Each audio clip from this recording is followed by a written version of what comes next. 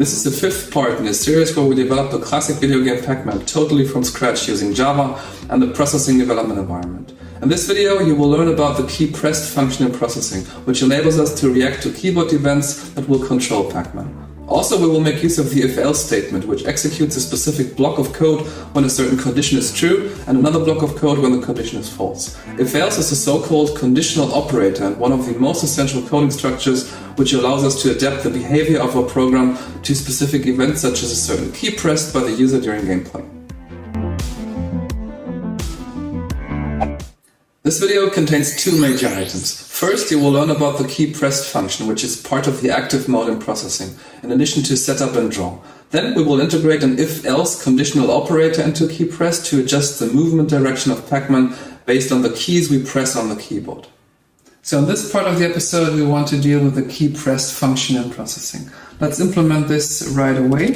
So it's also a predefined function which we can access by easily writing down void keyPressed without return values, without any input parameters.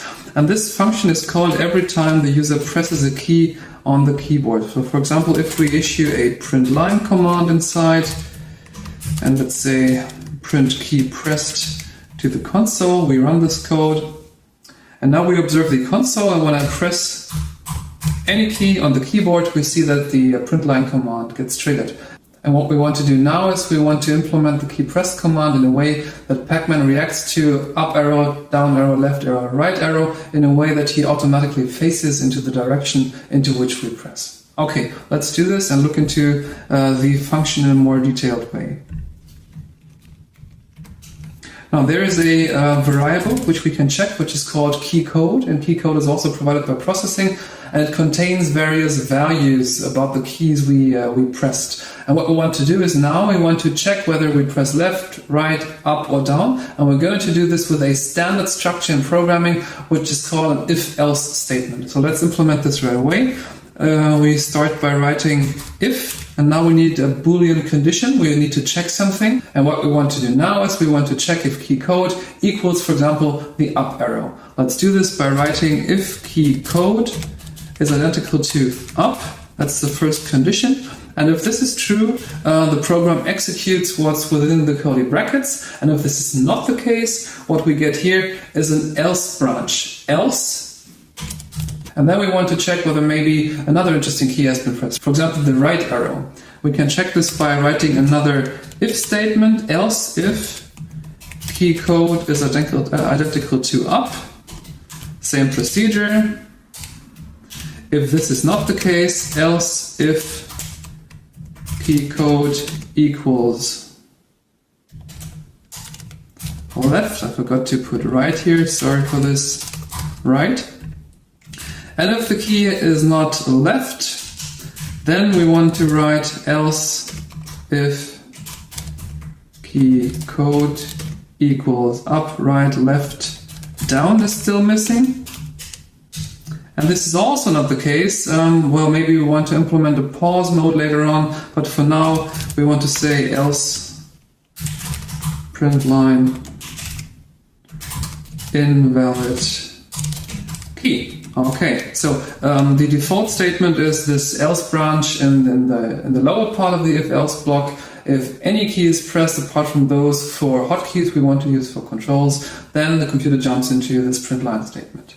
Good. Now what we want to do here is we want to adjust the character direction, and we want to use the array for this. So let's access the array by writing down the variable name, which is called character direction. We're going to control only Pac-Man. Only Pac-Man is going to be controlled by us. The ghost is going to move individually over the screen, chasing down Pac-Man, which we'll implement in a later episode, but for now it's going to remain static.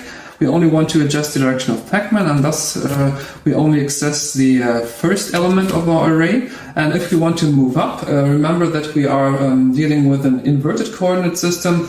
An up movement equals to minus 90 degrees, which you can also write as 270 degrees. So 270 degrees is going to be the direction if we want it to be moving upwards. Then if we press the right key, right is the default direction, right is identical to an angle of 0 degrees. Left, of course, is the opposite direction. This is going to be 180 degrees, and the down direction is going to be positive 90 degrees. So what we have here is a branched statement which decides, based on the key we pressed, into which direction Pacman will be moving. And how Pacman is going to be adjusting his viewing direction is going to be part of the next phase of this episode, so stay tuned. We're going to implement this right away. In this video you have learned about the keyPressed function in processing, which helps us react to keyboard input.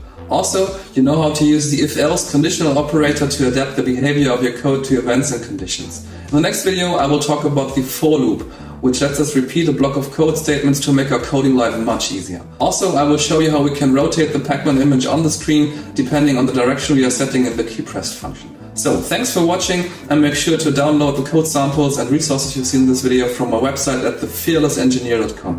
Happy coding, hope to see you soon.